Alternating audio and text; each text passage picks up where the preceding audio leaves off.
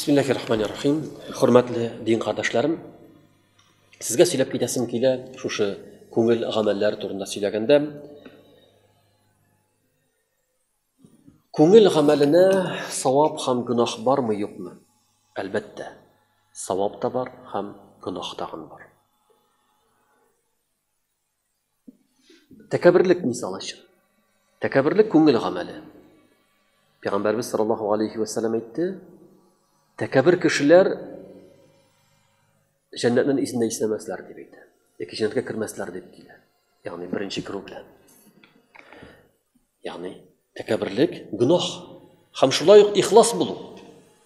Ихласлык күңел гамәле. Һәм кеше шуның белән иң зур дәрәҗәләргә ирешә ала. Шуңа күрә, әлбәттә, күңел гамәлләре өчен савап та бар, һәм күңел гамәлләре өчен гөнаһ та бар. Күңел гамәле җәннәткә керергә сәбәп була. Аның мисалы Пәйгамбәрбез саллаллаһу алейхи ва саллям заманында бер вакытта Пәйгамбәрбез мәчеттә утырганда бер кеше мәчеткә керә. Һәм Пәйгамбәрбез әйтеп калдыра. Әйтә, менә хәзер дип әйтә, бер кеше керәчәк ди мәчеткә. Ул җәннәт иясе дип әйтә. Җәннәт кешесе ди. Һәм шул вакытта ансари, бер ансар кешесе керә, тәһарәт алган була, битләре тәһарәт суларыннан, югышы сакалларыннан тамып тора. Икенче көнне Пәйгамбәрбез шулай ук әйтте. Менә бу ишектән хәзер җәннәт кешесе керә дип әйтте. Тагы шул кеше керә. Өченче көнне шулай ук була. Шуннан Абдулла ибн Амр ибн ал-Ас исемле яшь кенә сахаби шушыны күргәч, җәннәт кешесе турында Пәйгамбәрбез әйтте, һәм өчесендә дә шушы кеше булды. Аның өенә бар. Һәм әйтә, минем өйдә куна алмыйм, рөхсәт итик сездә кунып чыгарга ди. Шуннан соң рөхсәт итәм, һәм Абдулла ибн Амр ибн ал-Ас уланы карап тора. Ягъни карап тора, ләкин артык гыйбадәт күрми. Уразасы башкаларның шикелле, төнге намазы да башкаларның шикелле. Ягъни артык гамәл күрми. Шуннан берничә көн торганнан соң әйтә аңар. Минем дип әйтәм, сездә кунуның сәбәбе шул да шул. Пәйгамбәрбез саллаллаһу алейхи ва саллям әйтте, җәннәт кешесе дип, һәм сез булдыгыз ди. Нинди гамәлегез бар ди? Сезнең дип әйтә. Шуннан соң теге кеше әйтә, минем ди артык гамәлем юк дип әйтә. Менә син нәрсә күрдең, шушы дип әйтә. Ягъни әйтми, минем әле син күрмәгән гамәлләрем бар. Артык бер нинди гамәлем юк ди. Шуннан соң Абдулла ибн Амр ибн ал-Ас китергә җыенгач, китеп барганда туктата. Минем тукта дип әйтә. Бәлки дип әйтә, минем бер гамәлем бар ди. Мин ди йокларга ятканда күңелемдә бер кешегә дәген яманлык теләмим дип әйтә. Бер кешегә дәген ачу сакламыйм ди. Күңелдә бер кемгә дәген бер нинди ачу юк дип әйтә. Шуннан соң Абдулла ибн Амр ибн ал-Ас әйтә, менә шушы дип әйтә. Шушы сыйфатын сине шушы дәрәҗәгә җиткердем ди. Күп кеше аны булдыра алмый дип әйтә. Ягъни күңел гамәле, күңелендә ачу сакламау, күңелендә кешеләрне гафу итә белү, күңеле чиста булу. Бу кеше турында Пәйгамбәрбез саллаллаһу алейхи ва саллям җәннәт әһле дип әйтте. Әлбәттә, кайбер кеше әйтергә мөмкин, менә минем күңелемдә бер кешегә шәклек юк дип. Намаз укымый, ураза тотмый. Бу кешеләр ураза тоттылар, намаз укыдылар, фарызларны үтәделәр, харамнардан тыелдылар, һәм менә шушы сыйфатка дагы ия булдылар. Шуңа күрә, менә бу бер мисал булып тора күңелләрне чиста тотырга.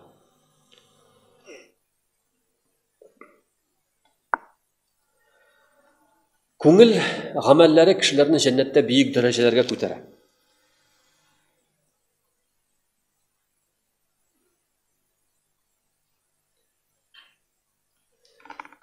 Пәйгамбәрбез саллаллаһу алейхи ва саллям әйтә,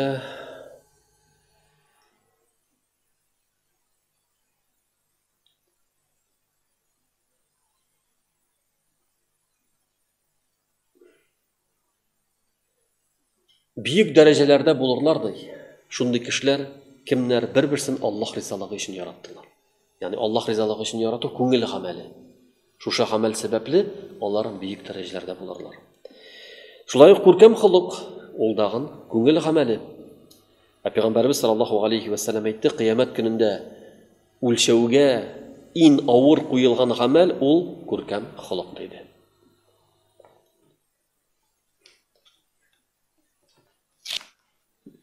Аннар икенче бер хадисендә әйтә, сезнең ин сөйгәне минем дип әйтә, минем өчен. Һәм кыямәт көнендә ин якын булган кеше ди, күркәм хылыклы булганыгыз дип әйтә. Ягъни кеше күңеле белән чиста булып, күркәм хылыклы булса, пәйгамбәребезгә дә кыямәт көнендә якын булачак. Әлбәттә, шушы күңелләр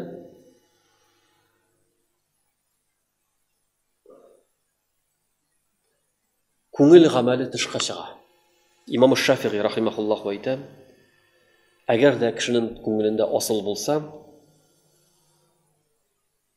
асылы дөрес булса,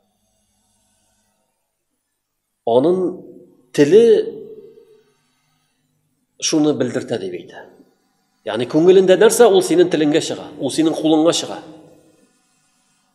Чиста күңелле кеше теле чиста.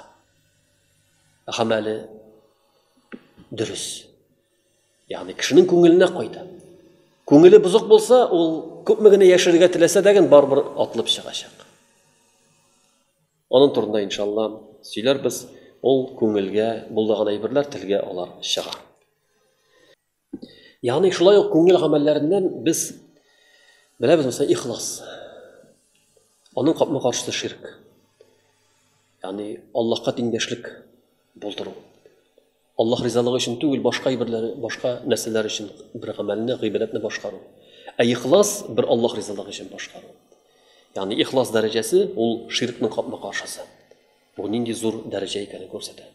Шулай ук тыйнаклык, түбәнчелекле булу ул тәкәбберлекнең капма-каршысы. Кеше тәкәббер булмаса, тыйнак булса, түбәнчелекле булса, ул шушы тәкәбберлекне бетерә. Ягъни без күрәбез нинди зур гамәл. Шулай ук күңел гамәлләре алар яшерен һәм күренми. Ләкин алар авыррак. Аны башкару авыррак. Уразаны тотып була, намазны башкарып була, закатны биреп була. Һәм ул күренә, хәтта кайберләрендә кеше рәхәтләнеп эшли. Әмма ләкин күңел гамәле башка кешегә күренми. Ихласлылык, Аллаһ ризалыгы өчен эшләү, ул күренми, сизелми. Менә аны дөрес итеп башкару, бер Аллаһ ризалыгы өчен булып башкару ул бик авыр. Аның турында иншалла сөйләрбез. Ихласлык турында сөйләрбез. Ничек итеп борынгы галимнәр көрәшкәннәр, үзләрен ничек итеп тәрбияләгәннәр, әлбәттә күңел гамәле ул тәэсир итә аңар. Шуның өчен шул яктан караганда күңел гамәлләре тышкы гамәлдән дәген көчле бул, тәэсирлерәк һәм саваплырак тагын булырга мөмкин. Хәтта Абу Дарда радиллаһу анһу әйтә торган була, бер сәгать фикерләүем дип әйтә. Аллаһ турында, гыйбадәт турында, Аллаһ Таала ничек итеп бу галәмне бар итү турында фикерләүем ди, төне буе намаз укудан хәерлерәк дип әйтә. Ягъни фикер йөртү. Бу күңел гамәле. Ягъни гыйбадәттән өстенрәк тәген күргән Абу Дарда радиллаһу анһу. Ягъни аның турында аерым сөйләрбез иншалла. Тәфәккүр турында, фикерләү турында, чөнки ул да бик мөһим.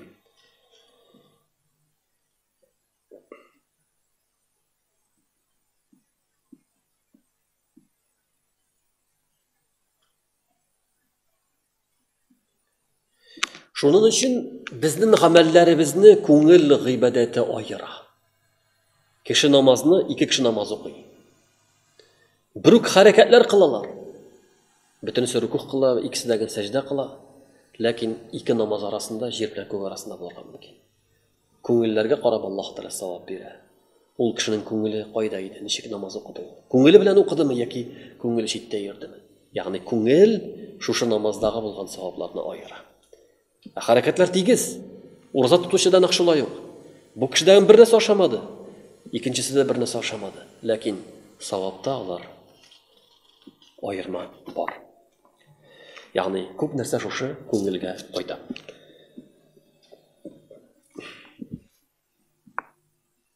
Шулай ук гөнаһ тагын. Ике кеше төрле, икесе дә бер үк гөнаһ кылырга мөмкиннәр. Бер үк гөнаһ кылалар. Ләкин берсе ояла, читенсенә, шуннан соң үкенеп йөри. Ә икенчесе киресенчә мактанып сөйләнеп йөри. Бер үк гөнаһ, ләкин гөнаһның берсендә зуррак, әлбәттә ул аны әкердәген. Аллаһ Тәгалә санламыйча, игътибарга итмичә, киресенчә шуны мактанып кылса, ә икенчесе уялып, читенсенеп эшләсә, әлбәттә аның икесе алар гөнаһта тигез түгел. Ягъни күңелгә кайта шушы гамәлләрдәге. Һәм борынгы галимнәр шушы күңел гайбәдәтен бу дөньяның җәннәте дип атаганнар. Бу дөньяның җәннәте. Ягъни кеше чынлап тагын күңеле саф булып, Аллаһ Тәгаләгә бәйле булса, Аллаһ Тәгаләне зикр итсә, гыйбадәт кылса, ул иң зур бәхеткә ирешә. Иң зур бәхет шушы күңелдәге булган гыйбадәт ләззәте. Әлбәттә, аны күреп булмый, аны һәр кеше үзе тоя һәм үзе генә сизә. Хәтта кай вакытта кеше күңел гамәле белән тышкы гамәл савабына ирешә ала. Пәйгамбәрбез саллаллаһу алейхи ва саллям Табуктан кайтканда, сугыштан кайтканда сахабаларга әйтте. Мәдинәдә шундый кешеләр бар диде. Алар сезнең белән сәфәрдә булмадылар. Сезнең белән шушы ераклыкны кичмәделәр, шушы тауларда, шушы җирләрдә булмадылар, ләкин алар сезнең белән савапта тигез диде. Чөнки алар гозерле сәбәпле сезнең белән китә алмадылар. Ягъни шуңа күрә кайбер кеше бер гамәлне, мәсәлән, хаҗга барырга тели ул, омтыла ул, ләкин ниндидер сәбәпле бара алмый. Гозере бар аның. Аллаһ Тәгалә әҗр савап бирә. Күңеле белән ирешә. Хәтта урын өстендә булса дагы, үзенең ватаныннан чыгып китсә дәген, чыгып китмәсә дәген, Аллаһ Тәгалә шундый әҗр савап бирә ала. Шуның өчен динебездә шундый әйбер бар. Ягъни кай вакытта кайбер әҗр савапка кеше күңеле белән ирешә ала. Чөнки ул сәламәтлеге сәбәпле, мәсәлән, инвалид кеше, гарип кеше урын өстендә ята ул. Аллаһ Тәгалә аңар шушы авыру биргән. Ул Аллаһ Тәгаләдән разый. Аның хаҗга барасы килә, аның изгелекләр кыласы килә. Ләкин кыла алмый. Иншалла ул әҗр савапта аңар шушы, ягъни кыла алмаган изгелекләрендәге әҗр савабы язылачак. Ягъни булар бөтенесе дәген шушы күңел гамәле белән ирешелә тагын гамәлләр. Аннары галимнәр әйттеләр. Тышкы гамәл шикле. Кеше эшләде һәм савап алды. Ә күңел гамәле ул шиксез диләр. Мәсәлән, Аллаһ Тәгаләне ярату. Ул туктый торган әйбер түгел. Син 5 минут яраттың, аннары яратмасын. Түгел. Аллаһ, мөмин кеше Аллаһны гел ярата. Яки Аллаһ Тәгаләне курку, мәсәлән, ягъни кайда гына булса дагы, ул Аллаһ Тәгалә турында уйлый, фикерли, ярата. Ягъни бу шикләнмәгән, ягъни аңар шушы гамәл өчен савап килә. Яки ихлас булу һәм башка төрле күңел гамәлләре, алар шикле түгел. Шуңа күрә аның савабы дагы шикле түгел дип әйттеләр галимнәр. Шулай ук галимнәр әйттеләр. Кешене асылда шушы күңел асылы булып тора. Ул асыл фундамент. Ә тышкы гамәлләр ул аның тармаклары. Ягъни иман, асыл безнең иман кайда? Ул күңелдә. Күңелдә. Башка гамәлләр ул аның тармаклары булып торалар. Шуның өчен динебез шушы мәсьәләгә игътибар итә, ягъни күңел гамәле шушыңар асыл булырга тиешле. Шуңа күрә күңел гамәлләреннән ул Аллаһ Тәгаләгә иман китерү, пәйгамбәребезгә иман китерү, Аллаһ Тәгаләне ярату, пәйгамбәребезне ярату, Аллаһка тәвәккәлләү, Аллаһтан ярдәм сорау, Аллаһка сыену, булар бөтенесе дәген күңел гамәлләре. Һәм булар бөтенесе дәген диннең асылы булып тора. Хөрмәтле дин кардәшләр, шуңа күрә менә без аңладык күңел гамәлен бик мөһим икәнен. Ләкин аерга кирәк түгел. Әлбәттә, күңел белән тышкы гамәлләр алар бер-берсенә бәйле. Күңел дөрес булса, тышкы гамәлләр дә дөрес. Тышкы гамәлләрдә зәгыйфлек булса, күңелдә дә зәгыйфлек бар. Шуның өчен алар икесе белән бер-берсенә бәйле. Аларны икесен аерырга кирәк түгел. Ләкин менә бу тапшыруларның максаты, сезгә сөйләгән вагазның максаты, ул менә шушы күңел мәсьәләсенә игътибар итү. Күңел гамәлләренә игътибар итү. Иншалла, киләсе тапшыруларда без шушы гамәлләргә аерым тукталачакбыз. Ихласлык турында,